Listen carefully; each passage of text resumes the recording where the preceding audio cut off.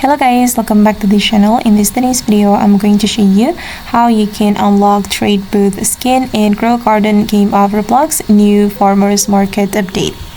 Okay, let's get into it guys. Here I have already traveled to the farmers market world, and if you want to get new trade booth skin, you can go to this booth shop. Okay, and let me show you the odds. Okay, and you will be able to unlock all these containers or stalls. And let me show you the next one. Okay, and then if you want to get it, you can click on buy container.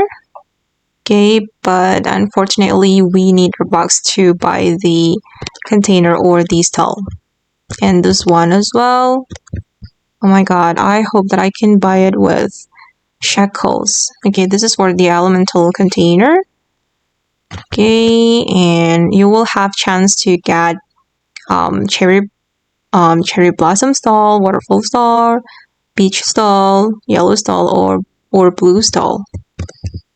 And yeah, it's so bad guys because we can't buy it with shackles. I hope that they can give us the stalls with shackles, not with Roblox. Okay guys, and that's how you can unlock a new booth skin and grow a garden. I hope this video will be useful for you. Thank you so much for watching, and bye!